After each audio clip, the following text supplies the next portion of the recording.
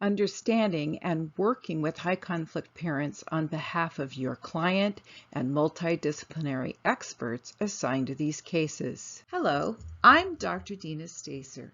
I've been teaching parenting classes since 1983. I've been teaching high conflict co-parenting classes since 1997 for the San Diego Family Courts and since 2011 for the Hong Kong courts.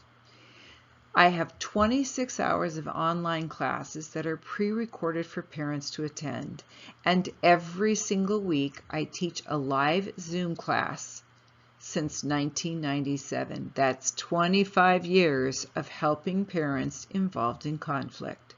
I have a PhD in conflict resolution designed specifically for parents involved in custody disputes. I also have a master's degree in leadership and counseling, a teaching credential, kindergarten through community college, and a degree in social sciences with a specialization in child development. In 1985, I went through a maybe closer to 10-year high conflict custody battle with my 3 young children, twin daughters, age 4, and my son, age 5. It was excruciatingly painful, stressful, and absolutely confusing. I did not understand how 2 people could fall in love, marry, and have 3 children and end up fighting for years over the children. And no one else understood it either. But it pushed me to find solutions and answers that helped me finally end my conflict.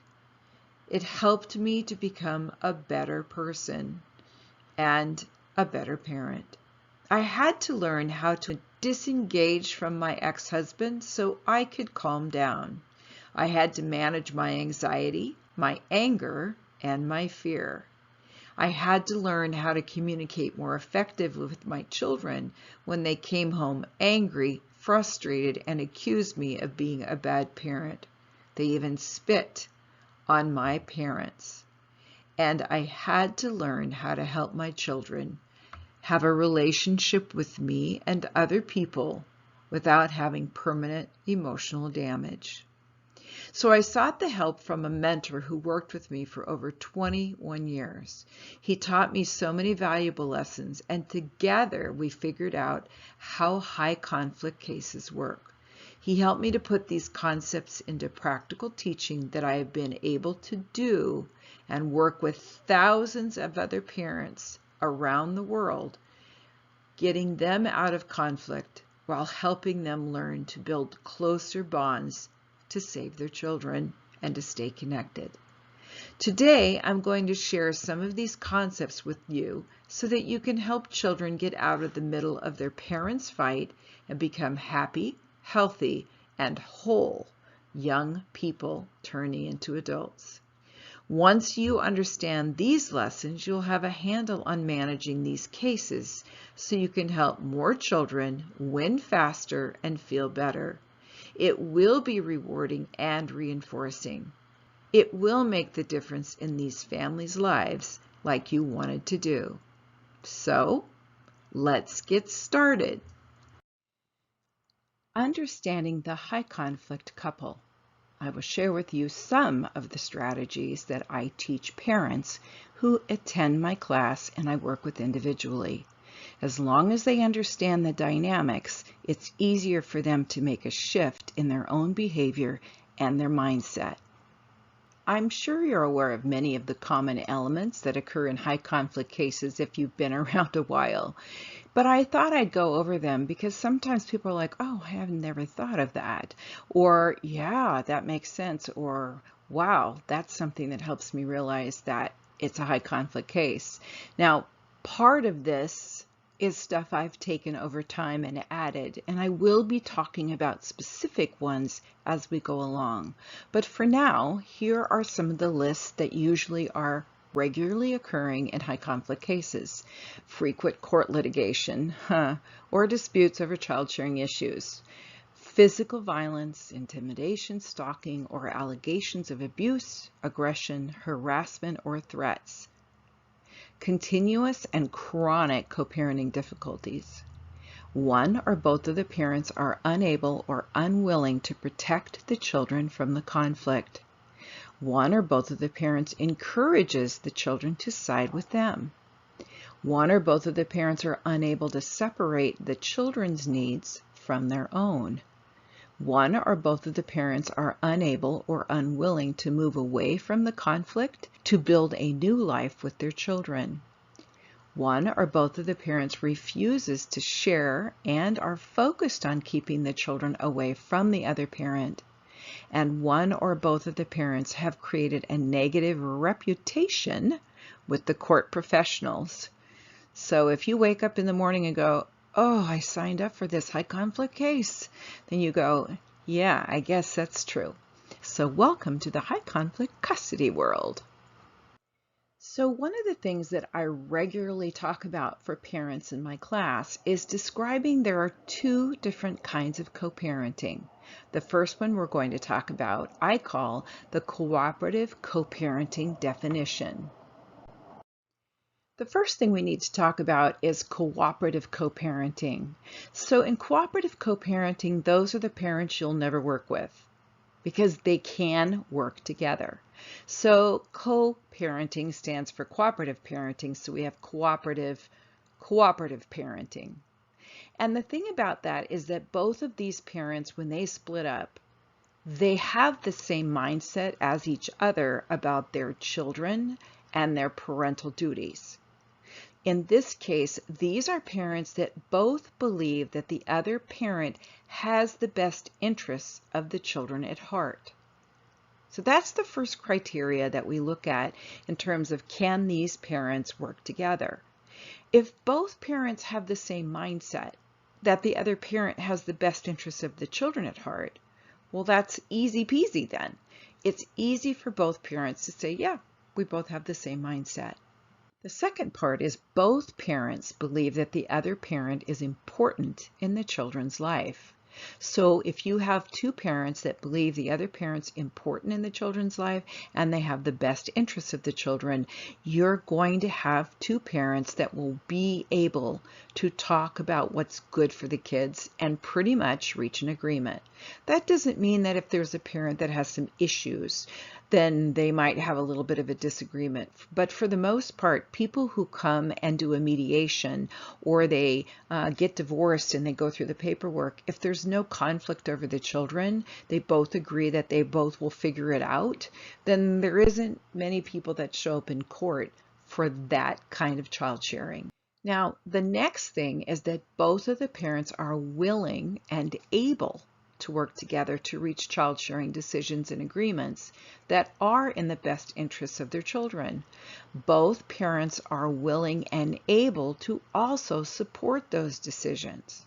This is going to be important when I get to the other definition.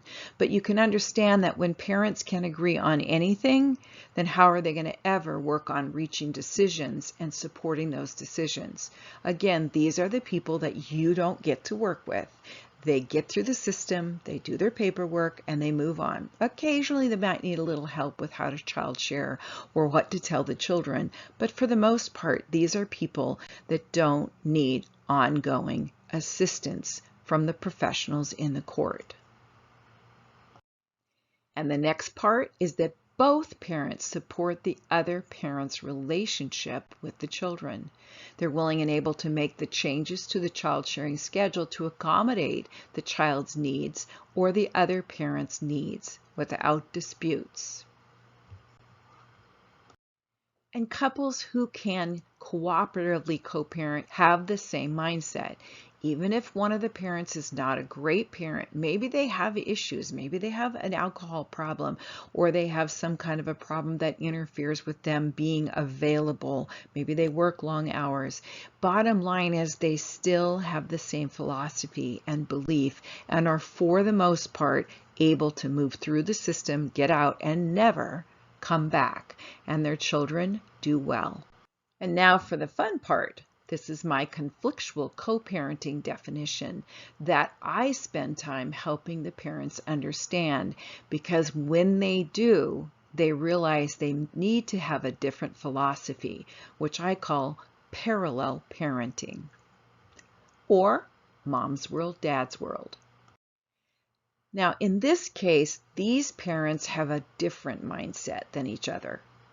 They can't cooperatively co-parent for one reason or another, and I will share some of those reasons as we get through. So in this case, one or both of the parents does not believe that the other parent has the best interests of the children at heart.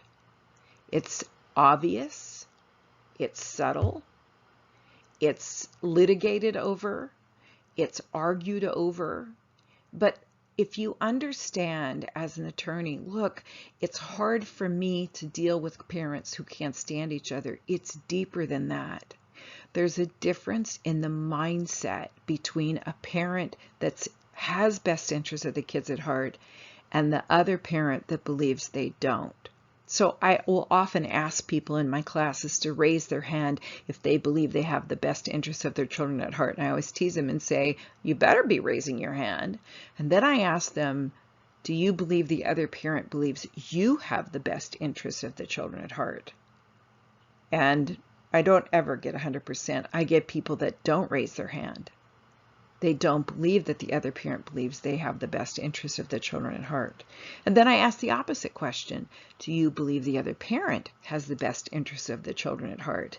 And often I get hands that are raised on that one, which is why there's constant litigation and court documents and fighting, because the mindset of these parents is you don't have the best interest and I do. Here's another important one, is that one or both of the parents does not believe that the other parent is important in the children's lives. And that's pretty obvious when you have parents that are totally focused on undermining the other parent or poisoning the children or discounting their time with them, interfering with them or disrupting them, causing them not to have their time, making up excuses, litigating. All of that has to do with this big, huge difference between people who can cooperatively co-parent and people who cannot. And there is a disparity between one or both of the parents. And I often say one or both of the parents does not believe that the other parent's important in the children's life. For the most part, it's usually the high conflict parent who's on a mission, whether it's revenge because they left them or it's because they know they're not a great parent and they're pulling an effort to distract them and keep them off target. This is the crux of the problem. I'll explain more about that, but if you can understand, you're working with people that basically don't have a belief the other parent's important in the children's life. They'll act on that, or they'll try to get other professionals to see that. And you know, it could be true. That's the problem, is sometimes you don't know if it's true and how big it is and if these parents can change. Now this is the fun one, because remember, I'm having everybody raise their hand when we get to this part. I go, okay, one or both of the parents believe the other parent has character flaws, parental deficiencies, a personality disorder, substance abuse issues, or is in some way detrimental to the children. And almost every hand goes up. They believe it, of course, about the other parent. They aren't going to admit that they might have some issues. And sometimes they do. Hey, you know, I had a DUI, or I went and did something stupid, or whatever it is. But for the most part, every hand goes up, because people recognize this philosophy is that people who are cooperative co-parents, they may know there's an issue, but they work through it. They figure out how to share the children in spite of that issue. In this case, this is a major fight. Contention over all the issues that you have a problem with and I don't. And all the things that we want the courts to know about that determines whether you should have any time with the children. One or both of the parents seeks assistance through the court professionals to make child sharing decisions they cannot make together. And once the recommendations or orders have been made, one or both of the parents may not even follow the order. They may claim that it's not time yet, or that that's not what the order meant, or I was here before that order, I don't have to follow it. And often, one of the parents badmouths the professionals who helped make the child sharing schedule. And one or both of the parents continues to undermine the other parent's relationship with the children, insisting that they have to protect the children from that other parent. They suggest taking time away, or they just take time away. They tell the courts that they're unfit. They continue to litigate even though there's been decisions made, because conflict is the nature of this particular dynamic. Now let's talk about the high conflict equation. Contact plus communication equals conflict. This is the high conflict equation. So using that equation, if contact goes up, they increase the amount of contact they have. It doesn't matter how it is, whether it's personal, texting, emails, you name it, or being in person, contact, increase the communication, you will increase the amount of conflict. And the opposite is true. If you reduce the contact with the other parent, reduce the communication, you will reduce the conflict. The whole goal is to get parents to be totally present for their children when they're with them. So we want to put rules in place to control the contact, the communication, to reduce the conflict. I call it the 2 V's. The first one we're going to talk about is visual. Whenever parents have any sight, they see the other parent by exchanging face-to-face or even at a distance, or they go to the child's birthday party and drop their kids off and they see the other parent. They're driving on the road and that person happens to pass by accident or not so by accident. I know that there are many stories where somebody accidentally, not really, runs into the other parent at the grocery store or at their church. When one parent receives a text or an email from the other parent, it's an anxiety reaction. When one parent responds to a text or an email from the other parent, it's an anxiety reaction. So we want to control contact and communication by controlling visual and verbal. Here are some more interactions that cause parents anxiety. Anytime they see the other parent, whether it's face-to-face or at a distance, at a child sharing exchange, at a child's sporting event, at court, at a parent-teacher conference, at a doctor's appointment for the child, at a parent education class where both parents attend together, the parents will have an anxiety reaction, some more than others. I had a mentor for 21 years who was a brilliant guy. He taught me all sorts of strategies about how to understand anxiety. And he said to me one time, do you understand that anxiety drives a high conflict case? Well, it does. There are other things that we just talked about, like the mindset, the belief that one person doesn't have best interests of the children or is not important. But if we can start controlling the contact and communication by not insisting that the parents meet together or go to an exchange together for school conference or to a doctor's appointment or even attend parenting classes together, I do not allow parents to attend together. And I've had a few parents sneak in. One time I was teaching the class and out of the blue, this woman just said something. And I looked at her and I was like, where'd that come from? And across the room, a guy says something. And I think for a second, I go, are you guys the parents of a child? Yes. So I actually said to the class, oh, good. We have a high conflict situation. Let's figure out what we can do. And so I actually asked the parents to give me what they thought we should do. It concluded where I told the parents, look, you can both stay in the class as long as you're both responding appropriately to the class discussions. Anytime either one of you bursts out and makes an accusation or an attack on the other parent, then you both need to leave. I will keep your money and I will not give you credit for attending that class. That was the end of that, until when the mom left, who was the one that started it, and says, do you see what I have to put up with? And my thought was, yeah, you. Interesting enough, she came back a few years later with another child that she was in court over custody with. That was like, okay, you have no insight. So we want to reduce the amount of anxiety reactions and contact with the parents. And here's the other half, the verbal. Anytime you hear the other parent's voice, whether it's in person, by telephone, voicemail, text, email, US mail, declaration, documentation, attorney correspondence, friends and relatives, social media, our family wizard, or talking parents, evaluation, assessments, reports, recommendations from professionals, teachers, physicians, or even through the children. I had a situation years ago where the mother had come to our class. She was one of our very first students, and every week she came back and said, you know, Dad talked to the kids, or Dad talked to the older kids that are out of the home, or Dad talked to the coach, and they all kept responding to me. We said, what's the court order say? She says, well, it says communication in writing only, right? So send them a copy of that piece of the court order in a note, this was before email, and say, please communicate directly with me in writing. Do not go through the children or anyone else. This went for 5 weeks, and finally she came back for the last week and she says, I don't know if I did the wrong thing or not, but I finally said to my kids, do you want to go live with him? They were teenagers. No. She says, then stop bringing him home.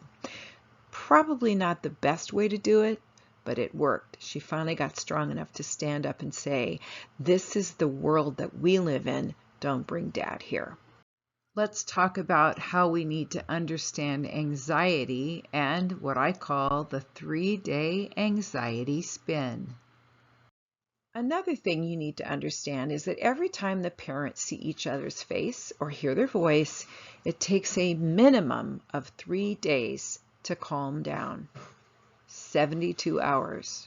It's in their breathing, it's in their skin tone, it's in their mindset, it's totally messing with them. And my mentor said to me years ago, once a negative, always a negative. When something goes south in a relationship, it's almost impossible to go backwards and fix it, especially if there's lack of trust or a belief that the other parent is not important or does not have the best interests of the children at heart.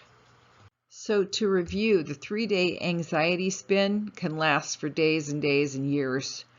When parents are constantly sending text messages back and forth, they're responding to and are writing emails to each other. They're seeing each other at sporting and school events, and then at court, and then again on social media. And then they're receiving messages from professionals who are trying to get them to work together.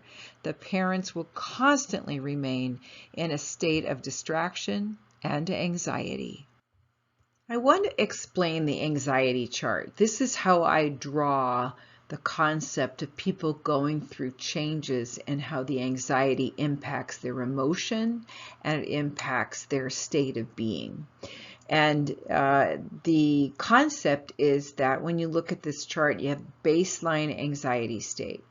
So that would be that most people, if they weren't really anxious and they were in a good place, they would be like the middle C sound of a piano. And yoga people, when they're doing their meditation, they're doing Om, and that's middle C. There's a vibrational sound that occurs with middle C, which is why yoga students use it, but it also is, let's say, the idea that that is where we're calm. Now, when you look at this baseline anxiety line, you can see that I've got this red line that goes up and down above the line. So let's assume that that's normal, the baseline's normal, and we are having face-to-face exchanges and interactions with each other, or the parents are having those. So let's say that the parents have a telephone conversation. Now you can see that the red line is above the normal anxiety line or the baseline anxiety line. And so what happens is they lift up in anxiety, they stress out, their breathing rate goes up, their skin changes, all of the stuff that goes on besides what happens to the brain, and they have this one telephone call with the other parent. And then after they come down after that call, they might have an experience of feeling lonely or angry or frustrated. And so then what happens is they have a co-parenting counseling appointment, and that counseling appointment is going to occur, and they start thinking about it and dreading it and wondering what's going to happen. So their anxiety level goes even higher above the baseline. And then you'll see that they dip into maybe sadness or something. But the reason they don't go so low is because, oh, they've got a court appearance coming out shortly after that. They don't have time to recover. They've got one more interaction with the other parent. So that kind of goes down for a little while. Maybe it's 2 or 3 days. It takes several days, like 3, to recover after every interaction. So here they are, having gone through a telephone conversation, co-parenting counseling. Maybe they've texted each other. Maybe they've had to use Our Family Wizard. Now they go to court, and whatever happens in court, then they have this crash, and then they start having an interaction again. So, oh, now it's time for us to go to a sporting event or an extracurricular activity. And you can see that they just never recover. Now they keep ramping up. They have these emotions. Now we have a face-to-face exchange, and then they have anger and frustration. And then on Sunday, they exchange the kids, let's say, and one of the parents brings their new honey to the exchange, which pushes the person all the way deeper, down deeper above that normal line. So you can see where every time they have an interaction, there's a new spin, there's a new anxiety experience. It's impacting their ability to be present for their children. Now let's talk about the adrenaline rush and becoming addicted to the conflict.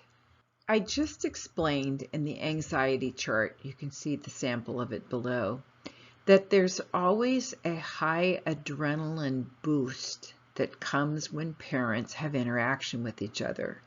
Not only do parents need to recover from every time they've had this interaction, and you can see with that chart, and I described it, that if they have constant interaction because they're texting and they're communicating and they're talking to each other and they're seeing each other and they're going to co-parenting counseling and they're participating in going to court and they're doing activities at the same time, they never calm down.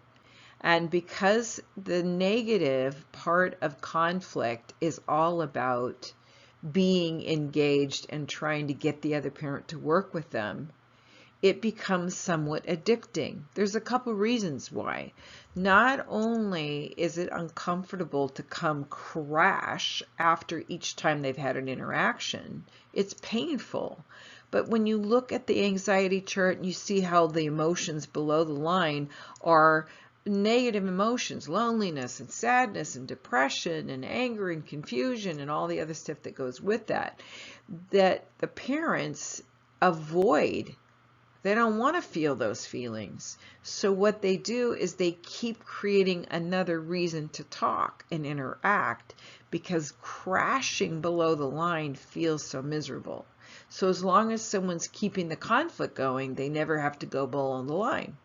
So it's important to understand that. So some people are addicted to that experience because they don't like the negative feelings and because they really are their world is conflict.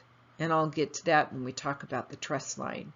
But just to understand that there are people that actually thrive on being addicted to the conflict to avoid those bad feelings that come, and there is a boost, there's excitement when they're getting ready to go have an interaction. That doesn't mean it's healthy, it doesn't mean it's right, but there's a lot of people that are involved in high conflict custody disputes that get a kick and they get that adrenaline rush. And they want to keep that going so they don't experience the opposite of the crash, the burn, the loneliness, the recovery time. So they keep the thing going to keep the parents engaged.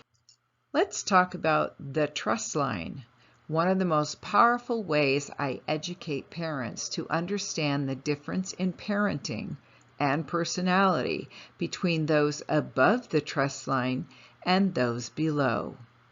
So now I'm going to go out on a limb and tell you about what I call the trust line. Now, the reason I explain this to parents is I want them to understand how I think things happened the way they did, how they got into a relationship, and the conflict that can't calm down. Now, the reason I explain this is that I've done a tremendous amount of research. My background's child development, and I've done psychology, and I've studied how the brain develops, and I've studied anxiety, and I've studied all the different things that make the component for helping parents get out of the conflict, those that want to. And so this is how I explained it. So a lot of this is research-based. It's just my version of how things became the way they were with the high conflict couple. So first of all, I'm going to start off with a little baby. When a baby is born in a family that's loving, nurturing, have parenting skills, they're doing the thing to be responsible, they're doing all the right things, then what happens is in their home with their child, they diaper the baby on time, they nurture the baby and love on them, they give them naps, put them to sleep, they feed them on time, they play with them, they teach and guide them as they get older. They set limits for them, and they eventually become gold medal parents, teaching their children to become gold medal children. And so the thing about this is that these children get all their needs met. They're predictable.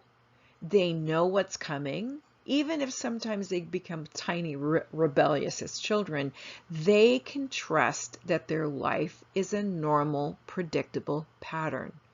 Which means if they get all their needs met, they have high trust in the people that are raising them. They don't know there's a dark side. They don't know that there are people that aren't getting those things.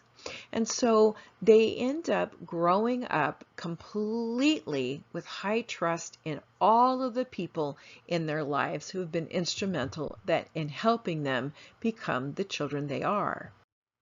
Now, those parents are teaching their children to be responsible, respectful, accepting blame when appropriate, caring, kind, giving, sharing, genuine.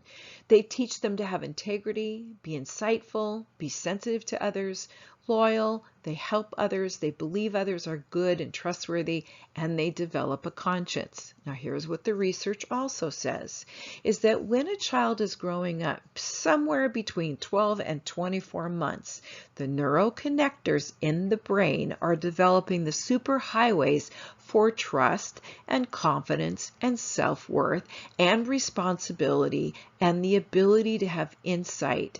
So by the time a child is 4 years old, they have the markings of a conscience and they develop it as they go through life. Now, going back to high trust, there are a couple flaws with the parent and the child that grows up above the trust line. And that is because the child got all of their needs met, they're extremely naive and easily manipulated. And that will go into play when we talk about below the trust line. All right, so in this life, the child is born into conflict, chaos, and craziness. In that life, that baby, the parents forget to diaper them. They're distracted with their own problems. They don't nurture. They might even be rough with the child, yell at them. They don't have the conscience or the parenting skills or the experience. They are not consistent with naps and feeding. It's intermittent. They are not teaching the child or guiding the child. They cannot teach the child to be a gold medal child because they do not know how to be a gold medal parent. Now, what happens is the reason they don't get those things as the parent that is in that household, they grew up without the same consistency. They did not get their needs met. And as we mentioned earlier, that the neuroconnectors for love and nurturing, responsibility and insight, a conscience, they didn't develop for that child. That child is basically left on their own to fend for themselves. There's no one there telling them they're loved, they're nurtured, they're cared for, they're important. And so they grow up totally trusting no one. They learn they're on their own. They learn that whatever they need to do, they do it. And so here are some of the things that happen to them. They do not get anyone teaching them to be responsible. Instead, they're encouraged to be irresponsible or or blamed for it or yelled at. They often are disrespectful, distrustful, manipulative, narcissistic, uncaring. They lack insight. They didn't get it as they were growing up. They lack emotional intelligence. They blame others. They may even have a revenge mindset, which is common in some of these high conflict cases. They may be selfish, disingenuous, lacking integrity. They're insensitive to others, disloyal. They're not coachable. They lack a conscience, and they act appropriate until behind closed doors.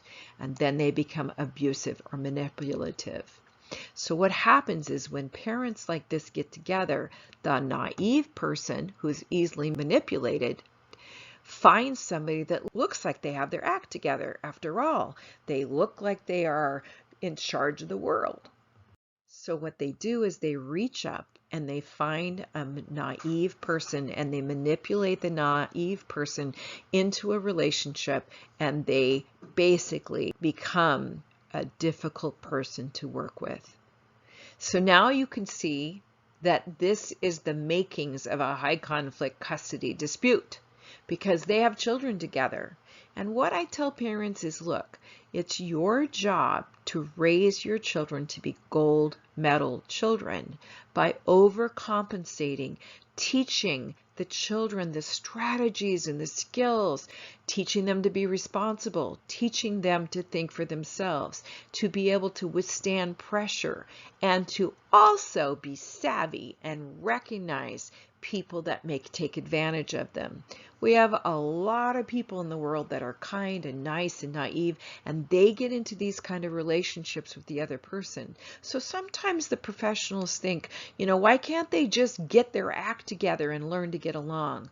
Well, as I've already mentioned, there's distrust on one side. So if you have a parent that is conflictual and their whole focus is to undermine, to fight for themselves, to get what they want, not to work together because they can't, and they lack a conscience and they lack sensitivity, they're going to put pressure on their children as they get older. They're going to put pressure on the other parent. And so this is what I teach. I teach the parents to love and nurture and care and step up and work harder than they ever worked as a parent, so that they make sure their children are not compromised in spite of a difficult parent that's trying to poison them. A lot of the things that I teach center around helping the parents parent higher. It's not really co-parenting, although that's the name of the class. It is about becoming a gold medal parent to overcompensate, teach their children the skills that they need so they become the wonderful children that the parents want them to be, and learn to disengage from the drama and the conflict and the things that the parent born into conflict, craziness, and chaos will try to do to them. And that is when minors counsel is extremely important, so you can vet out what's going on and make some recommendations or report what's best for the children so that they can be away from the craziness and being damaged permanently. So there you have my version of the trust line, which explains to parents why it's important for them to really understand. There are two different worlds when you have high conflict couples at war. One of them trusts everyone. The other one trusts no one. One of them is all about becoming responsible, loving, nurturing, giving the kids the things they need because they know they need them and they have the tools and skills to assure that they get them. And then the other one was they have no clue how to give it to them because they didn't get it themselves. So you have two parents at war. And when a parent is trying to get the other parent to change, to grow, to learn, to work with them, to co-parent with them, you can see why it's impossible if you understand the trust line. But the trust line really helps parents. And when I teach this in the classroom, a lot of the response is always, oh my gosh, that makes so much sense, or that's me. It is, because all of these pieces are part of the brain developing children having consistency or lack of consistency. Having someone call their children on their behavior and coaching them and teaching them and guiding them and helping them have better relationships with people and learning to be responsible and self-disciplined. When someone doesn't get that, they struggle. Their world is full of craziness and chaos. There isn't consistency. There's drama. There's manipulation. There's efforts on one parent to look like they have their act together, but technically they don't have the tools and the skills.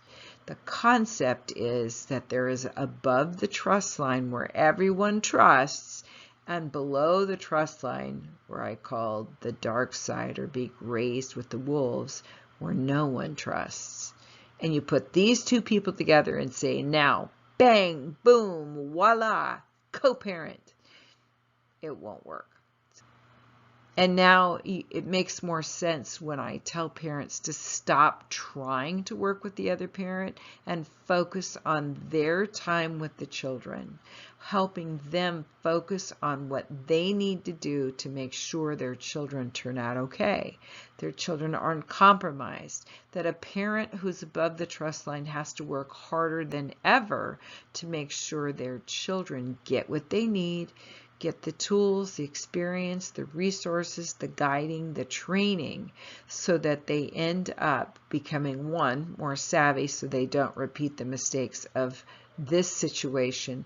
Two, they recognize a high conflict person much more effectively. And three, they grow into being wonderful, loving parents and break the cycle of a high conflict custody dispute over the children. It's time to learn about the co-parenting quadrant, or what I call the willing and able chart. So years ago, when I was teaching the co-parenting course, before I developed the trust line, I would teach this chart.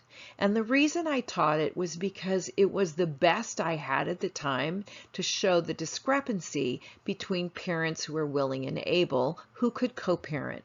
So I call this cooperative co-parenting. In this quadrant, parents are willing and able to work together. Willing, as in, I have the right attitude. I'm ready to go. It is an attitude. And able is a skill. I have the ability to work with the other parent. We already described that in the first definition. You can see now, looking at the second definition, there's a mindset difference. So these are the parents that you will rarely, ever work with. Maybe never. But then you have unwilling and able. Now, in this definition, unwilling, when I looked it up way back a long time ago in the Wikipedia, it said unwilling is non-compliant, aggressive, and defiant. So that is not just I don't want to, I'm not willing. It is I refuse to. It is stubbornness, but they're capable. So what you need to understand about unwillingness, it is way beyond the idea of somebody just saying, I don't want to work with you. It is stubbornness to the nth degree. Years ago, we had a client that one of the judges called obdurate. You're so stubborn, your feet are frozen in concrete. And this is where the question is, if someone is unwilling, can you change them? If you define them as unwilling and unable, stubborn, non-compliant, then it's impossible to change someone's mind. So sharing this, we now realize that we have conflictual co-parenting quadrant. All right, the next one is willing and unable. Now, with an unwilling and unable quadrant, here's the thing that you need to understand on this one. People who are willing, they might not be capable. Now, what would make somebody capable of becoming a better and becoming a co-parent, right? What would make somebody willing and unable turn into somebody who's able or cooperative. And that is if you could teach them what they're missing. So unable stands for people who are lacking in resources, people who don't have the skills, they may not have the experience, they don't have the knowledge, or they may have some kind of deficiency. They may have some problem with a disability, or they may have lack of money or something like that. But if you can get a parent who's unable because they don't know and they're willing, you can probably move them into the cooperative co-parenting category. So understanding that an unable person could become able by taking a class, taking some kind of a program, participating in something online, going and getting a degree, taking some, baby raising classes, whatever it is, those are things that you might be able to get that parent to do. Now, I always tease and say, look, my definition of unable for somebody who can't do that, because the other level of unable is they're not capable. They can't learn that skill. They don't have it. Now remember, going back to the trust line, when I described that the parent or the person below the trust line, they didn't get the neuroconnectors in the brain for responsibility. They didn't get the neuroconnectors for insight and nurturing. They didn't get them. So you can't grow new neuroconnectors at 35 or 40 or 50. It's almost impossible. Maybe you could get some real good, solid neuroplasticity going and get some help. But the bottom line is the people who are unable often lack insight and the willingness to try. So they might be willing to work, but they may not have the skills. So this one is the one where we can say they can be cooperatively co-parenting, but most of the time, because they're unable, it's conflictual co-parenting. And the last one is unwilling and unable. So if you can't get somebody who's unwilling to change their mind, and I've asked people in my class all the time, any of you, unwilling, and they go, yeah, I don't want to work it with them anymore. That's different, right? Unwilling is so stubborn, but now you add unable. They can't, they won't, they don't know how.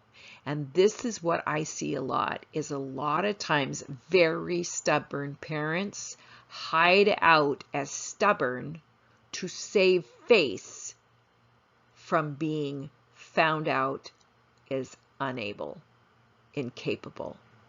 So oftentimes I'll see people that they're just rigid, they will not budge. And what I really suspect is they're not capable, but they don't want anyone to know that to save face. So they hide out as unwilling. And that's what people get focused on rather than their lack of skills that are probably not going to be possible. So that one is conflictual co-parenting. So I taught this for a long time, and one day I saw a parent who I hadn't seen for 10 years into a parking lot that I was at. And we chit-chatted for a minute, and I asked her a question, what happened for you to end the conflict? And she goes, I got the willing and able chart. And once I got that, I stopped trying to get the other parent to step up, to be responsible, to be a better parent. I let it go when I realized they couldn't. It's time to learn about the 2 rules that calm parents down. So here's a couple rules that I found helpful when we control the contact and the communication. And remember, what we're trying to do is get these parents to calm down so your job is better. And number 1 is to eliminate all face-to-face communication. And number 2 is all communication should be in writing, but only when necessary, using a memo format, facts only. Now, why do I share this with you? You may not be talking to clients about this. However, to help them, they need to understand that they have to stop communicating and responding. One of the problems of some of these parents you'll find is that one of them is so focused on trying to work with the other parent. They're just so focused. They don't understand that the other parent doesn't have the capability of working with them. And so they keep trying to prove to the courts, I'm trying to work with them. I just am having so much trouble. They won't co-parent with me. while the other parent is like writing memos and going crazy and driving people nuts with all the communication and the stuff they're trying to do to disrupt and to keep engaged because of the addiction and conflict. So even though you may not be responsible for setting this in motion, you might be able to put something in place for the best interests of the child when it comes to parents continuing to have these terrible discussions and interactions with each other, is understanding it's simple rules. Stop face-to-face communication. Have exchanges before and after school with parents when no parents are there. Do things at school, daycare, at a sporting event, or have someone else supervise the exchanges until either things calm down, should they, or the child gets old enough to do curbside service on their own. Get out of the car, say bye, love you, pat them on the popo, send them into the house. Not having the parent come out. There's a lot of trouble with that. So I hope this helps in terms of just understanding some of the rules that might be helpful as part of what you might suggest. A critical question to answer when working with the parents regarding the child is this parent coachable? You might consider recommending to parents that they only respond to essential questions that the parent may ask, such as a response to a doctor's appointment or about a doctor's appointment, or if they need to take medicine, or if there's a school conference that they need to schedule. Here's the problem. A lot of nice parents who are trying to co-parent think they need to respond to every text, email, OFW, our family wizard, or talking parents. And of course, this keeps the anxiety going and ongoing discussions going.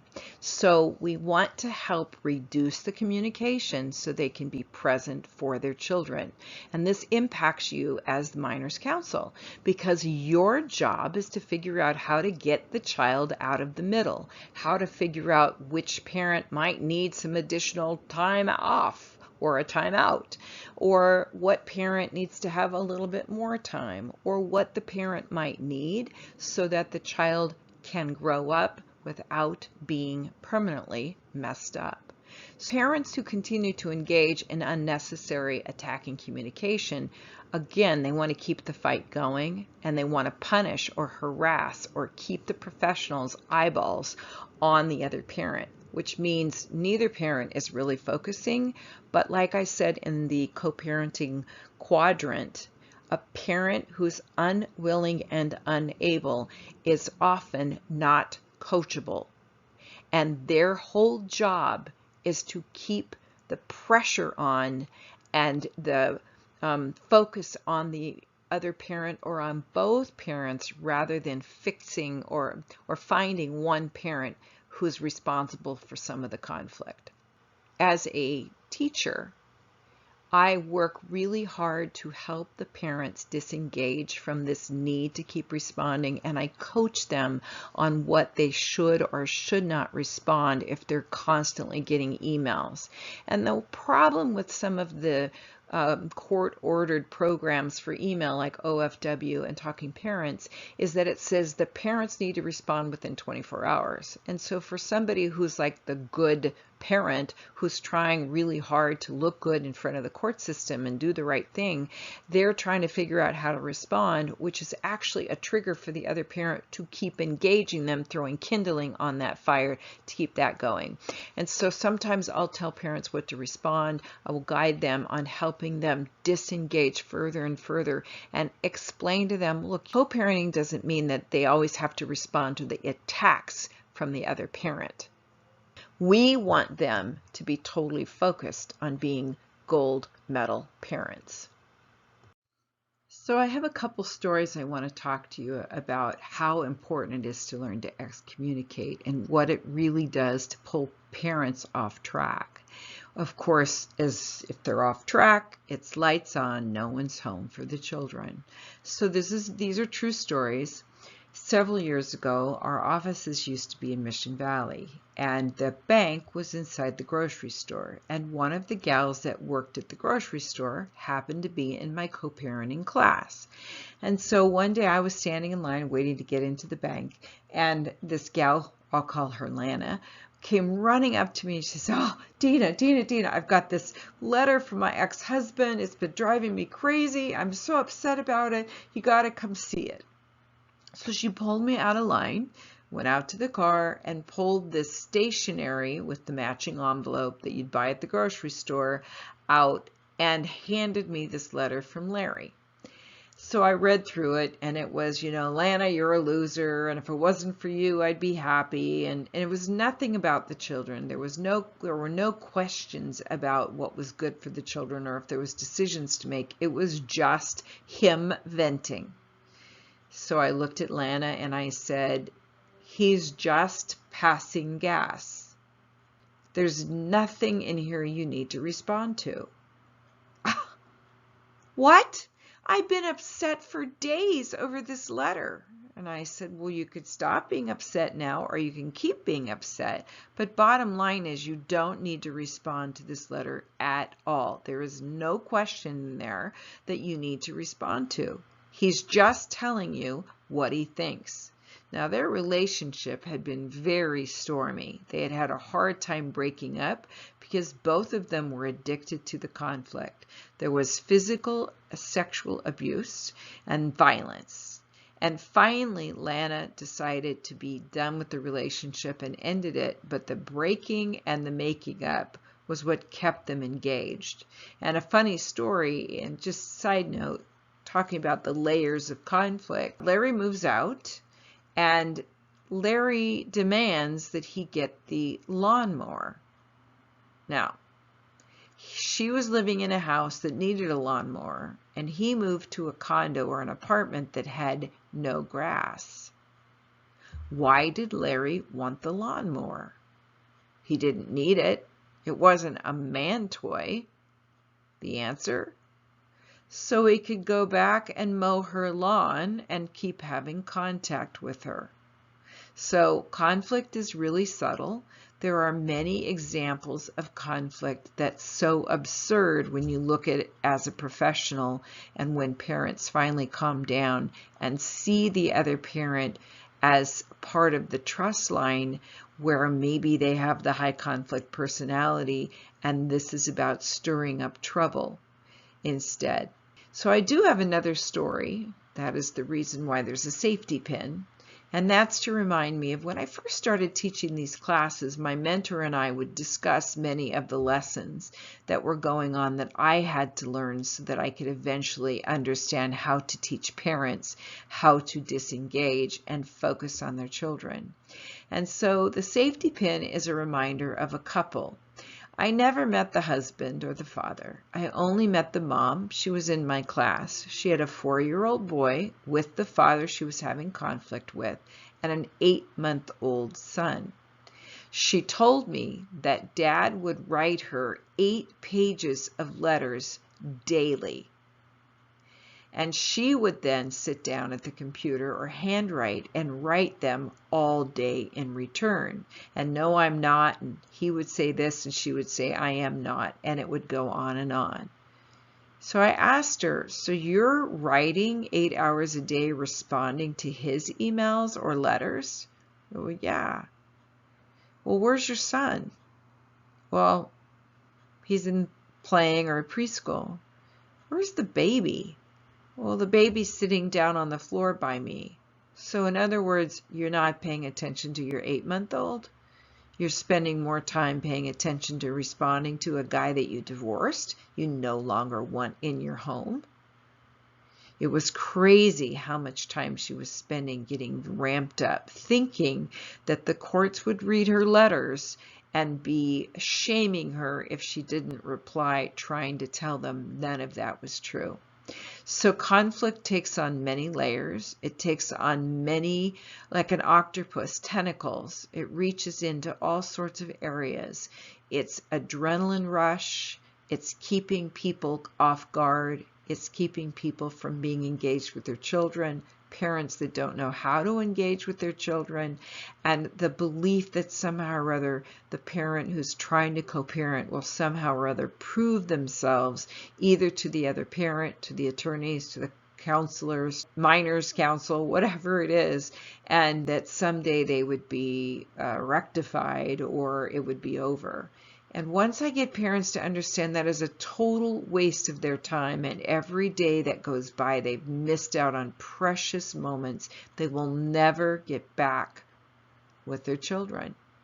Now, some of the things that I teach co-parenting strategies and I teach parenting strategies. So we'll talk more about that briefly, just so you understand that this is about helping the parents get out of the conflict and stopping the ridiculous cycle of no-win so that they can use their energy to focus exclusively on giving the children what they need as they grow and mature, so they grow up in a happy, healthy, wonderful world. Here's a brief overview of the ages and stages and the impact of conflict on the children. We're going to talk first about infants and impact of conflict. So, as we all know, infants are extremely dependent and vulnerable upon the adults to take care of their needs. They're easily impacted by an anxious parent. So if mom is opening the door and she's, shaking inside, the baby reads that. Or a rough tone of voice for somebody who's kind of being bossy, or they're fighting. And of course, actually experience their parents argue at exchanges or at some co-parenting counseling or something. As their brain is developing, as I mentioned before in the trust line, the baby's brain is developing language skills and the neuroconnectors for whether the child is actually safe or not. If they feel nurtured, if they grow up, a big, huge piece that happens for people who don't get this nurturing is that the brain goes into hypersecurity drive and they end up being terrified, unable to be calmed down. Their brain develops more into having a lot of emotional issues, psychological issues, because they never got the stability that they need as babies. So babies learn to be anxious from their parents. They feel unsafe as part of their makeup. Now they're unable to calm down as they grow up, and the parents have to learn to disengage from the fight at that time. Face-to-face is bad. Exchanges that are supervised or away from the other parent, pick up at daycare or some other place, is much more effective. 2- and 3-year-olds and conflict. Toddlers, like infants, do not understand the content of conflict at all. They take in feelings, just like babies, expressed by their parents and the body language that they read from others. They have heightened emotions. They react to angry tones of voice, and they sense something is wrong. So if toddlers are safe during the period of time before they get to being a toddler in the relationship, there's not conflict then they can sense easier that something is wrong. And as we mentioned earlier, if the brain doesn't develop the neuroconnectors for nurturing and feeling safe, then of course we already have the makings of a child who's going to have future problems and scary stuff. So toddlers react with confusion, insecurity, clingy behavior, and wide-eyed stares. Some toddlers can become immobilized, excessively frightened. Others respond with panic, crying, temper tantrums, or running aimlessly around. Their primary feeling is fright and confusion. They need a nurturing parent to help them calm down. So eliminating disruption for toddlers to determine how much time the child can manage with each parent is a great recommendation from me, especially if one of the parents is ill-equipped to handle the toddler on their own. And that doesn't mean the girlfriend comes and helps. It could be a nanny, but the girlfriend is part of the conflict because that's the high conflict triangle too, which we don't have to get into today. 4- and 5-year-olds in conflict. They have a simple understanding about their parents' arguments. They wonder whether the things they overhear are really true. One mom in my co-parenting class told me that the 4-year-old daughter asked her if she was going to jail. And mom asked her, well, why are you worried about that? And she said, well, daddy told me that you stole the house.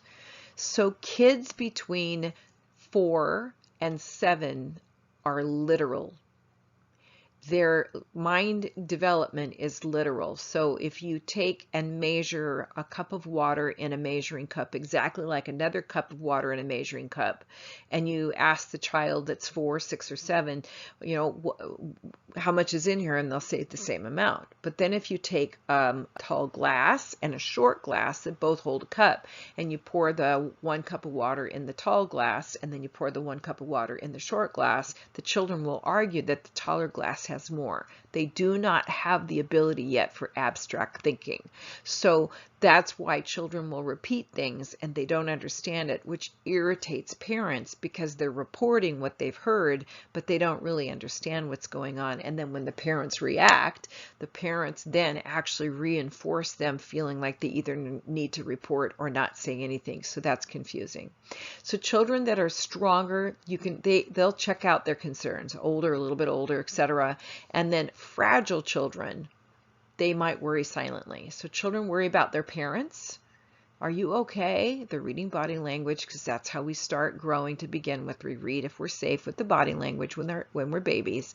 They start feeling responsible at this point for their parents' unhappiness. So that's where a lot of the feel sorry for the other parent who's not liking the breakup, lost some time, doesn't get enough time, isn't around the child, wants the other parent to be back, wants to not spend money, or whatever the problem is. The children feel responsible, and then that puts tremendous confusion into them. And they desperately want to stop the fighting. They believe, though, that they can fix it. They have this egocentricity in that age because of the concrete thinking. And when they fail to stop the conflict, they can become emotionally disorganized and confused. So these are huge things for children in each category. 6 to 8-year-olds in conflict. So they're frequently thrust into their parents' conflict. Research suggests that parents actively encourage children to take part in their quarrels. Children often become the communication channel between the parents, relaying messages they do not really understand but believe they must follow. They're in the moment and love the one they're with. All children are, by the way. Complaining about something at that moment doesn't mean it's legit.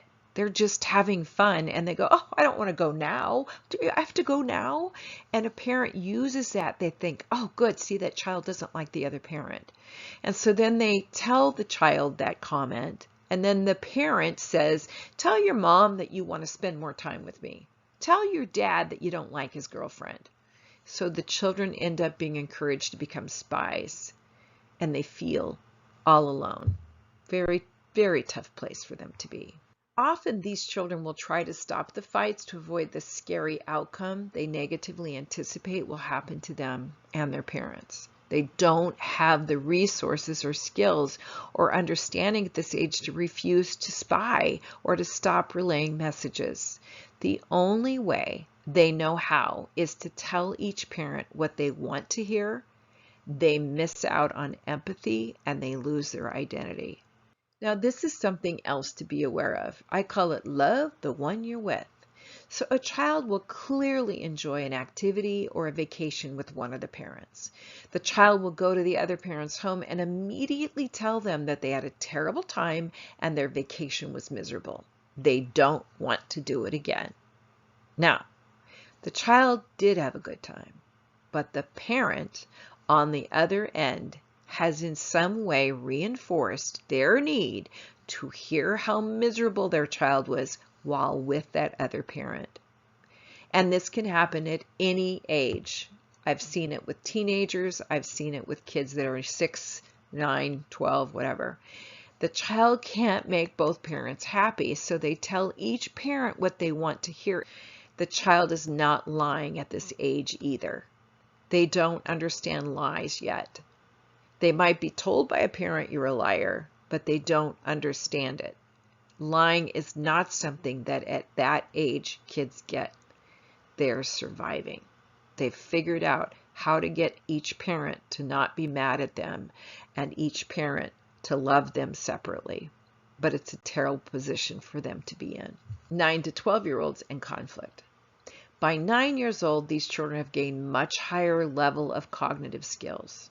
They understand, they grasp the content of their parents' dispute, and they're interested in the question of who's right and who is wrong.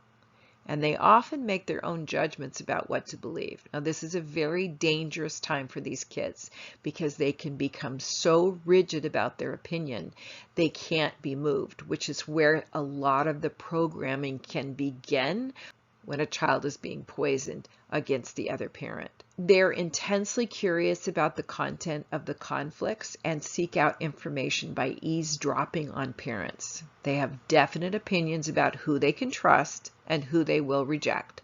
They often become entrenched in their opinions, as I mentioned, and they often at this time refuse to see parents during this time. I have a client right now who's in my class, and her son has been struggling with dad. He's just now 12, struggling with dad and his relationship for months. She's come to my class way more than 6 times, which is what someone would need to get a certificate. And so recently there was an incident where there was physical altercation. The father was yelling and screaming at the boy, and he just took a break from dad for like weeks. And then he decided to go back again. He went for 2 days and the same thing happened. The father also has a girlfriend that's part of the mix. And so the boy is really having a hard time. So dad went to court to get a order to see the child, and they ordered reunification counseling. That day, although there's a court order to get the thing going, father insisted on showing up at the school. Mom calls me, what do I do? I said, well, you have all these professionals you need to work with. Start with talking to your attorney about seeing if they can get the other attorney to get dad to back off because he was going to come to school no matter what. That didn't work. Mom sent him an email, our family wizard, and said, going to the school and maybe having a problem and calling the police is going to make it very miserable for our son. He'll be embarrassed that his friends will see it, his teachers will see it. Please don't. Let's get the co-parenting counseling going ASAP. Dad insisted. The police were called. Then cops came, and then the aunt and her dad went over and eventually retrieved the child. The child was a wreck the next day, and he doesn't want to see dad. So this is where dad is the problem, but there are times when a parent's magic of poisoning the child against the other parent starts, and there's all sorts of stories I hear all the time about what to do when we have these clearly difficult exchanges and time with the children when you've got a parent who lacks insight and continues to do disruptive things, which drives the children away permanently.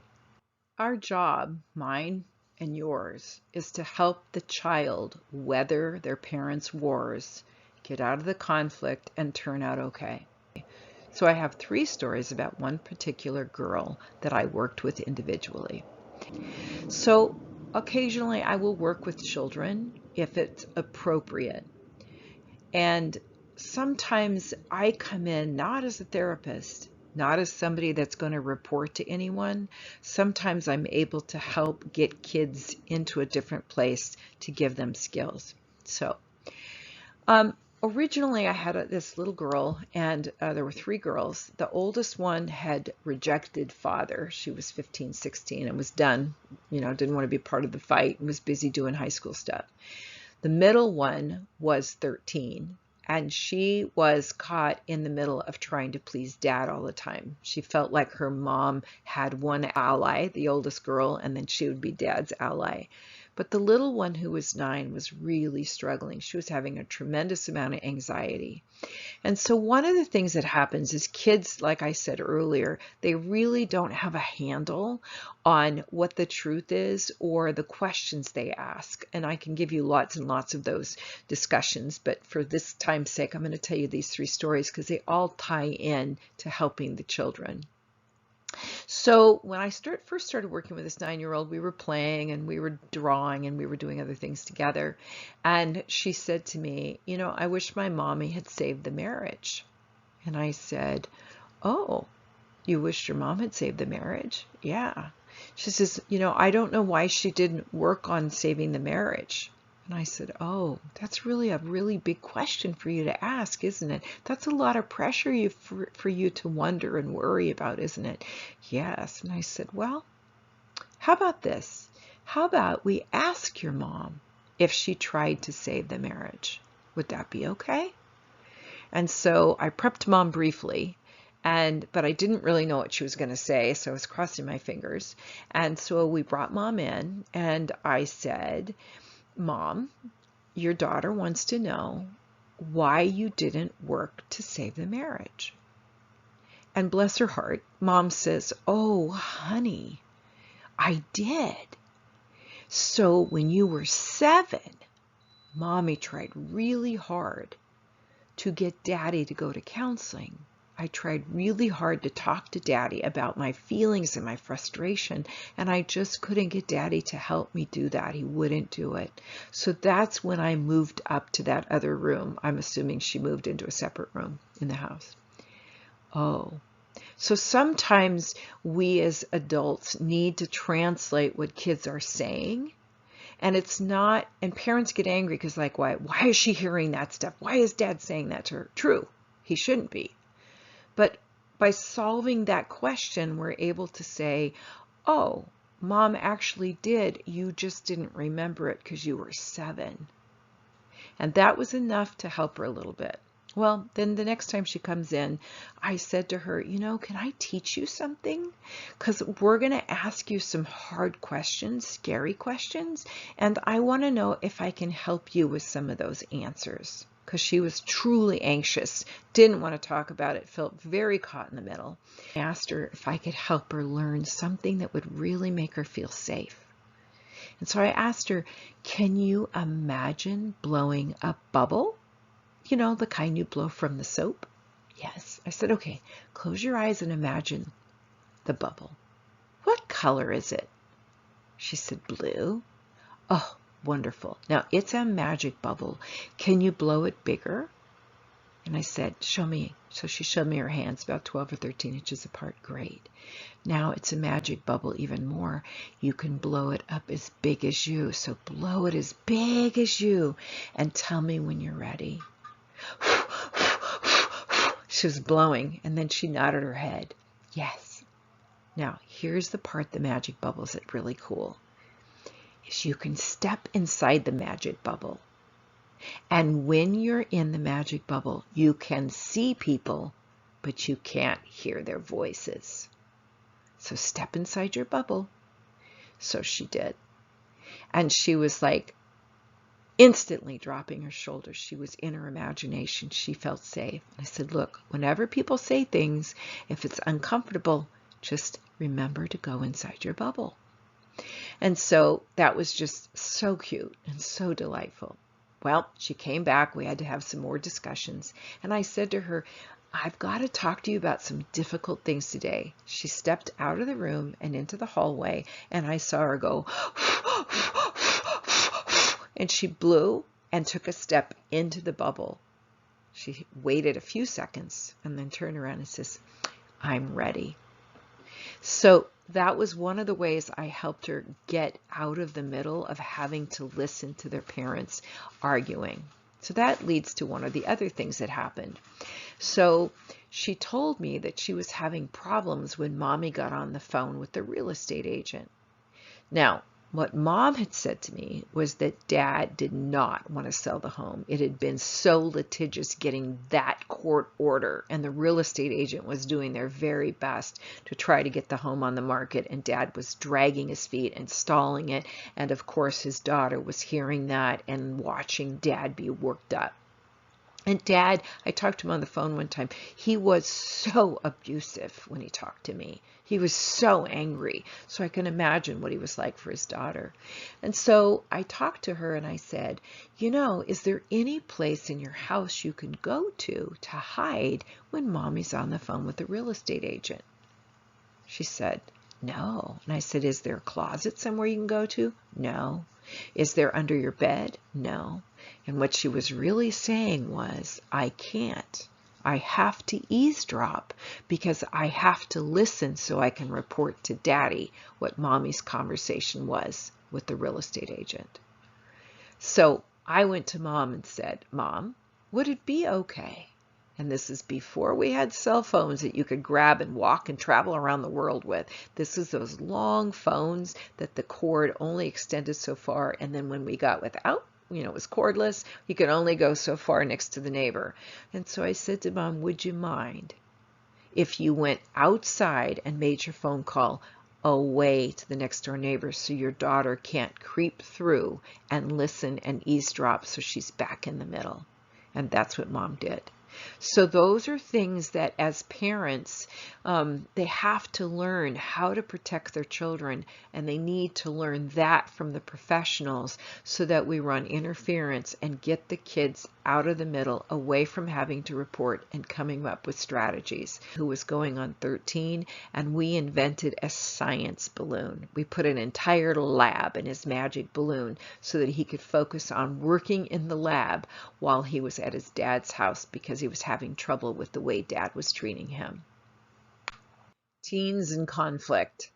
Divorce can be painful and traumatic for adolescents. Teenagers may become hesitant about developing their own emotional relationships themselves because of what they witnessed and experienced from their parents' divorce. And often I take a survey in class and find out at least half of the people that are in a high conflict relationship were in one with their own parents. So it's pretty transferable, generational. So we want to break that cycle. They question commitment. They fear they will be hurt. They worry that their own marriage will fail. They fear they will repeat their parents' mistakes. They take sides with one parent. They reject a parent, especially if they're abusive to them or they've been programmed for a long time and they feel they have no choice. And that rigidity that occurs between 6 and 12 continues on into a teenagehood and even adulthood, where somebody has picked an opinion to follow and stick to, and it really makes their life miserable with that rigidity that comes. And let's call it unwilling, perhaps, and unable. Now, I do want to tell you a couple stories on this one too. One of them is about a 13-year-old boy. It's one of my favorite stories. Mom comes into my class and she's crying every week. She says that father got primary custody of the 13-year-old boy and the 7-year-old girl. Now, the boy was truly feeling his mother's pain. She was very upset. The 16-year-old boy had been allowed to stay with Mom. There'd been some physical abuse going on between the older boy and Dad, and Mom was beside herself. So one day she comes into class and she says, "Can you talk to my son?" And I'm like, "Okay, where is he?" She said, "He's outside." And I said, "Well, I'm starting class in a few minutes. I'll talk to him briefly. If we need to do more, I will meet with him after, we'll set up a time." And he comes in, he sits down for a couple minutes. He's this cute little kid, but he's truly freaked out. And he says, and I say to him, "What's going on?" He goes, "Well, I'm really, really, really, really stressed."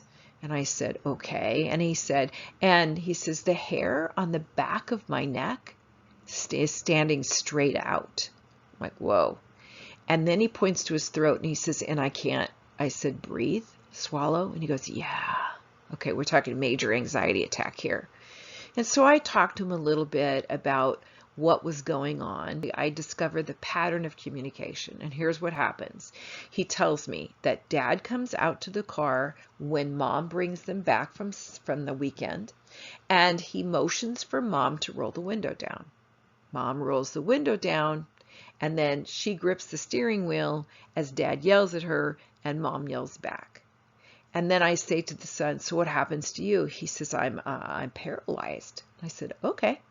So let me ask you some questions. Your mom's in my class. Do you think I can go to your mom and have her not roll the window down or respond to Dad?" "No." "Okay. I don't know your dad. Do you think I could call your dad and tell him to stop going outside on Sunday and you guys can go in the house without having interaction with Mom?" "No." "Okay, that leaves you. So what I need to do is help you understand the pattern. Let me tell you what it is. A, your dad comes out to the car. B, motions for mom to roll the window down. C, mom rolls the window down. D, grips the steering wheel. E, dad yells at her. F, mom yells back. G, you're paralyzed, freaked out. He goes, yeah. I'm like, okay. So listen, A, B, C. If we don't do D, we won't get E. So let me tell you what you could do. We're going to break a pattern. The next time this happens, because by the way, it's going to happen again. It's going to happen again. Parents are going to continue to disrupt until they learn different patterns. So the next time it happens, let's do something different. I said, I have an idea. The next time it happens, why don't you start making faces when it's your turn at your parents? And he goes, oh, I could never do that. And I'm like, they aren't paying attention. They will not see you. And he goes, they won't? I'm like, no, they're running their own anxiety states. Oh, I said, but that said, how about this? How about you go over on the grass and do a somersault? How about you go in the house and slam your bedroom door really hard because no one's going to get you in trouble? How about you go make cookies in the kitchen? How about you do something and you plan it now? So I leave him with that. 9 months later, this kid comes back to me completely changed. He's confident. He comes in and he goes, guess what? I'm like, what? He says, the other day, I did a distraction. I said, okay, what did you do? He said, well, you know how my dad comes out to the car and he motions for my mom to roll the window down, and then my mom rolls the window down and grips the steering wheel? And he says, and usually I'm paralyzed. I went over to the grass and I did a fake faint. And I started laughing and I'm like, what happened? He said, well, my mom zoomed off when my dad came over to see how I was. Now, here's the interesting thing. That child was 13. When he was 18, he asked his mom to come back and see me. And he told me that it changed his life learning to recognize patterns and break them. And then he came back at 21, a grown young man, and he was truly a confident young man, and he thanked me for how it had changed his life. So that is really important, that we run interference, help kids learn skills, and really help parents disengage from what they can do. It's only one parent often that's coachable, only one parent that's capable of learning the skills that they need. So the recommendation is get them both to take classes, get them both to do stuff, but focus on the one parent that's doing what they need to do and changing. So helping children get out of the middle, of course, is your job. I look at it as my job, and my job is to teach parents to do that. If they can't do it, I'll help them. It's a very complicated situation. You have parents who need help, a parent who might not have any emotional intelligence, they have lack of insight, they don't know their behavior, they're not going to change. You have a parent who's struggling to try to co-parent with them, and they're failing, and they keep looking like they're crazy because they're reactive, and then you have a kid or two or three caught in the middle. It's a tough place for you to be, but I'm hoping the stories will help you with anchoring in how critical it is, and there are resources for you to help you help the children not be messed up by the breakup. I wanted to talk about a 14-year-old boy that I just recently had a conversation with. And his father came into my class 10 years ago when the boy was 4.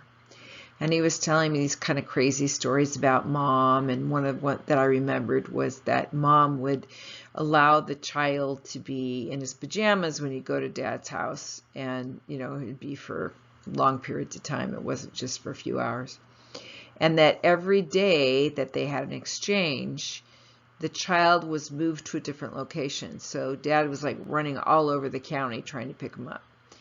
Anyway, so I have dad in my class for 6 weeks, and then we stay in touch. I talk to him later on when the child's a little older. And then recently, about a year ago, I get a call from dad saying, hey, there's been a lot going on, can you coach me?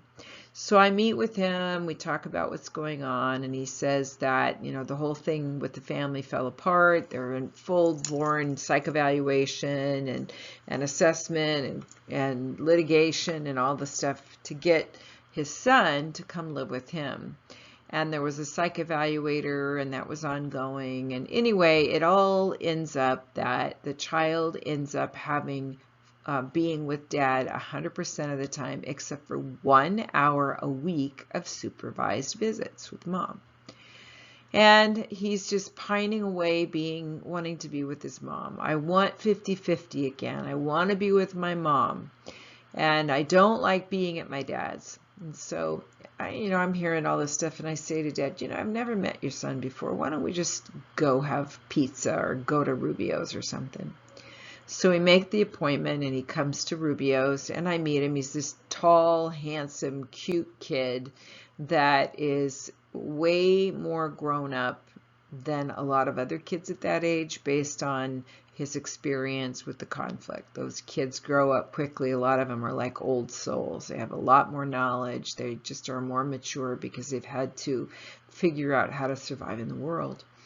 So I start chatting with them, and we talk about all sorts of things like how's school, and we have a conversation about that. And eventually it leads into him opening up and talking about his parents' conflict. Now, Dad's still sitting there, and we chit-chat for a couple minutes, and then I see that we're getting into a conversation that I suggest that maybe Dad go take a walk.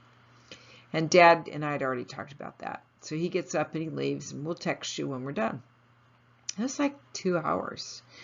And so he says to me in the very beginning, it's my fault that my parents are fighting and are divorced. And I said, really? Wow, that's a lot of pressure on you. So question for you. You were 4 when your dad and I met. That's 10 years. Was it your fault when you were 4? Well, no. I said, so no, this is parents having difficulty, you being caught in the middle, having to figure out how to take sides. And so we talk further, and he talks about some other stuff. And then he says, I really miss my mom. I want to be with my mom. And we had talked about personality styles, and Dad's more of an engineer. He's the one that has a certain routine and rhythm, and he follows that, and he encourages son to, improve on a daily basis. And so we were talking about that. And then he says, my mom, she's like the cheerleader, because I was explaining the different personality styles, and there's the cheerleader and the people that see the vision, and then they go out and they, get people to do it, or they do it, but they're not as emotional. Well, my mom's the cheerleader, and I really miss my mom because she's the one that would just give me the guts to do it. So, okay. And I said, so, like, what's going on? And he says, well, I only get an hour of supervised visit a week with my mom. And I'm like, wow, you must really miss your mom. Yeah. And, I want to go back to 50-50, but, I can't. And so we chit-chatted about that, and I said to him, there must be a reason that your mom only gets 1 hour a week supervised to see you. Yeah. Basically, they think that she's not really in touch with reality. I said, well, that could be a problem. Why do you think they don't want you to be over there longer? Well, so I don't get hurt by it, or I don't have the same problem or whatever. I said, okay. So if you wanted to have a little bit more time because you don't feel that it's going to impact you, then we need to come up with a plan so it doesn't impact you. And so, I can help you with that. And so we chat a little bit more, and then he says, he says, I've not told my dad I loved him for a long time. And sometimes I'm afraid of my dad. And yet he's never really yelled at me. It's just that I'm afraid of that. Hence maybe past programming from mom. I don't know for sure. And he's got all these weird ideas. He spent some time in a place for kids who were struggling with psychological issues, and that was a whole litigated issue, and blah, blah, blah. It goes on and on. This went on for months. And so finally, he says, I want to tell my dad I love him, and I want to be with my dad, and I haven't thanked him, And I want to be with my mom. And I said, wow, you know, that's really tough that you're in that kind of predicament, that you want to do everything and you feel so responsible that somehow or other, not only is it your fault, but you don't even know how to get it fixed. Yeah. So we chit-chat a little bit more, and we talk about being a perfectionist and explaining to him that it's really more about learning and growing, not being perfect. And shoot, he's 14. How much does he know at 14? And that's the whole point, is that 14, you don't know how to do this stuff. You have to learn it. And it's okay to keep learning. I'm way older than him, and he needs to be able to understand that I'm still learning. So it's okay. So we chit chat, we have a lovely time, great rapport, and it's time to go. He's like feeling relieved about some of the stuff we talk about. And so he texts Dad, we go outside the restaurant, we're waiting for Dad to show back up. And I say to him, you know, all of the stuff you told me, I won't tell your dad. I won't say anything to your dad unless you ask me to. But it's not me telling him that. So it's all confidential, whatever you want. Okay. So up walks Dad, and the boy blurts out, Dad, you know, I haven't been honest with you. And what he really said was, I like the arrangement I have with my dad. I feel safe there. I love being there. I love his new wife. I love all the thing about it, but I feel responsible for my mom. So he was able, when he walked up, he said, Dad, I haven't been honest with you. And then he just unloads. He said this, and he said this, and he said this. And it was just really kind of humorous, but darling, because he got all the pressure off of his shoulders. And so then Dad texted me that next day, and he said, I just have to tell you, my son's completely different. Now, see, here's the advantage. I'm not the therapist. I'm not the attorney.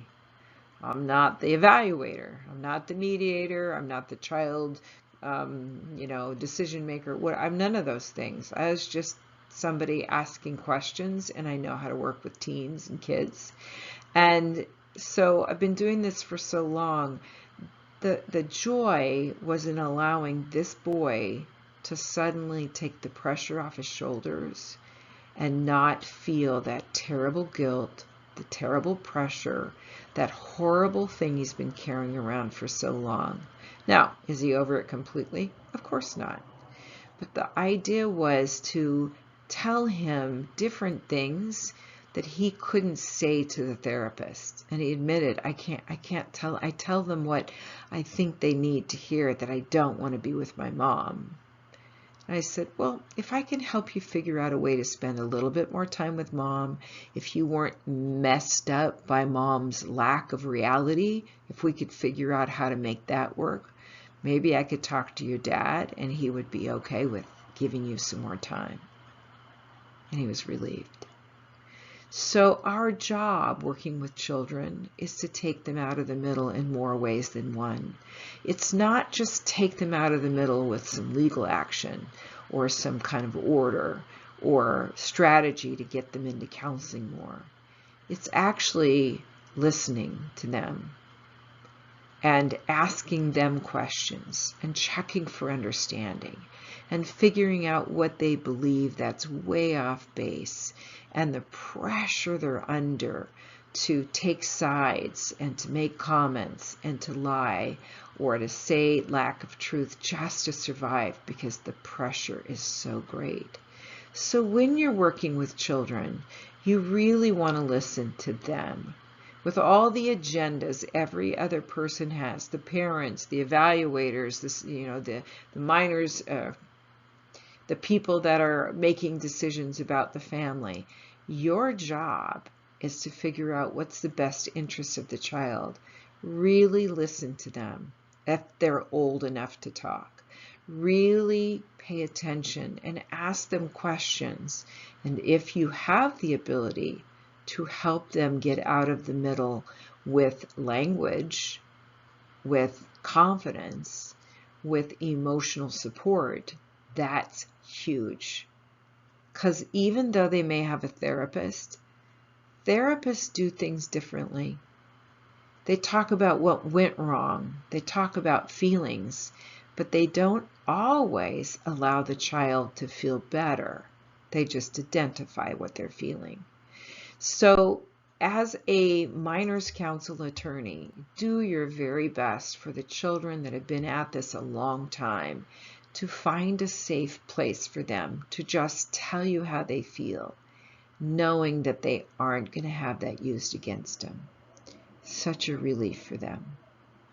So I wanted to share that story, one, because it just happened, and it's been going on for 10 years. And the child immediately felt better, and when his dad came up, he just couldn't stop downloading all the stuff that he felt better about. And Dad told me that he says, you know, son, you said everything so fast, I couldn't really remember it all. He says, no, I'm good, Dad. And he's been markedly different since then. So just focus on how you can be a great listener and give empathy. And then you have to set expectations for what you can do, who you can help, how you can say things to the judge, and what needs to happen for these children to get a place that they feel safe, comfortable, loved, and no longer guilty or having to take sides. It's time to talk about tips for working with multidisciplinary professionals. As we conclude this program, I wanted to share that there are quite a few things that go on when you're having multidisciplinary professionals working on these cases. There are so many people, and I've made a list of all of them. We've got family law attorneys, child's therapists, parents, individuals therapists, reunification therapists, custody evaluators, parent coordinators, mediators, parent education professionals, supervision monitors, behavioral psycho-assessment professionals for any kind of issues like alcohol and drugs, child's teachers, school psychologists, counselor, principal, VP, nurse, special education professionals, extracurricular activity directors, child care professionals, pediatricians, extended family members, and any former professionals involved in the case. Wow. To manage all those people takes some kind of a special skill, and I wish you the best of luck on that one. But hopefully I can give you some resources that will help you with a little bit more strategies on how you can use these professionals to give you what you need. So here are some tips for working with multidisciplinary professionals. Number one, establish rapport with all the professionals currently in the case. You want to clarify each professional's understanding of their role. You want to explain your job, which is not to subpoena them or drag them into court or report anything confidential they have shared with you about their client. A lot of people in the mental health profession, school teachers, etc., they're terrified that might happen. So then they're hesitant to say anything at all. So you want to put them at ease and explain, that's not what I'm doing here. I'm taking all the information and trying to come up with the best solution for the child or children. You want to understand the family dynamics and better understand the child's personality as well as any of the concerns that impact the children.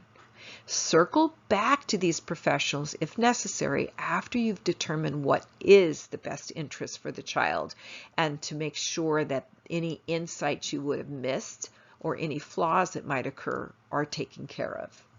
You want to understand and clarify the role of the current professionals in the case. Gather knowledge from each professional to establish the role each family member plays.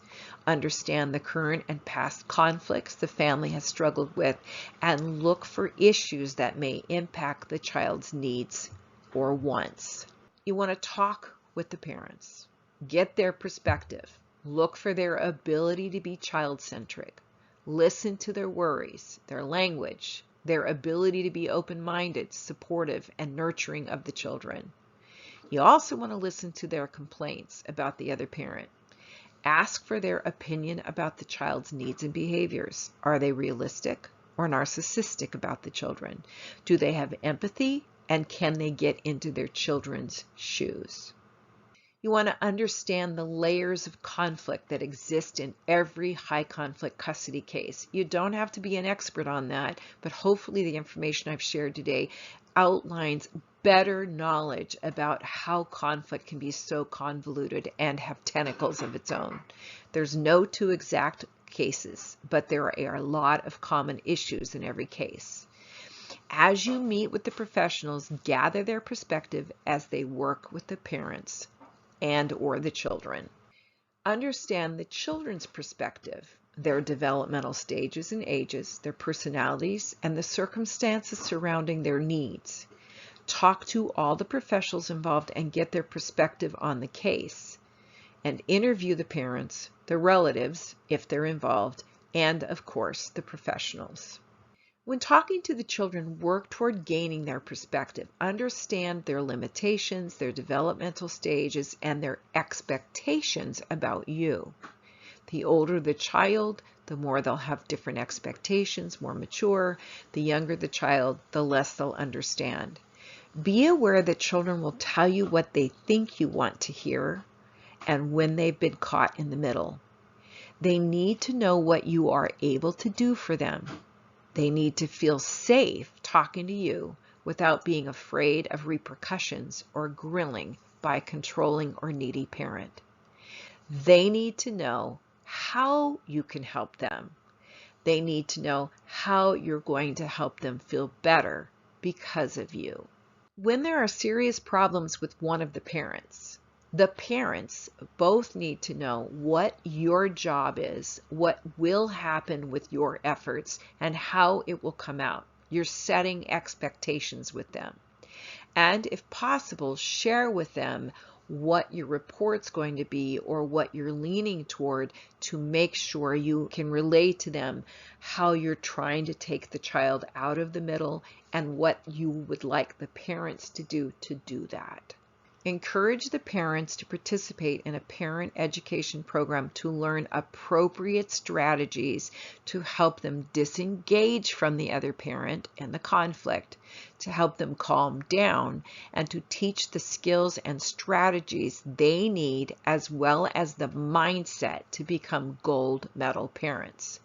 You will often be able to determine who is the most willing, able, and coachable parent when you hear or see how they apply the lessons they learn to build powerful, healthy connections with their children that do not break when the other parent attempts to sabotage their relationship. Recognize that both parents may be upset with your communication about the best interests of their children. And assist by making it clear that the children must be protected from being intentionally or unconsciously made to feel responsible, guilty, or pressured. Parents must learn to stop putting their children in the middle and to encourage them to stop making the children take sides. Parents who are abusing the child must be told that they must get help in order to see the child or to be with the child, even if protective measures need to be put in place. And recognize that both parents may be upset when you tell them that information too. These cases will suck the life energy out of you. They require extensive energy and mental work, besides also all the interviewing and the decision making. If necessary, after you've gathered all the information you need to know to consider the best solution for the children, take a mental holiday from the case for a few days or longer. Relax, disengage, and allow your mind to work on the problem without actively pondering it. Often, any additional issues may surface that you haven't thought of that you now may want to consider.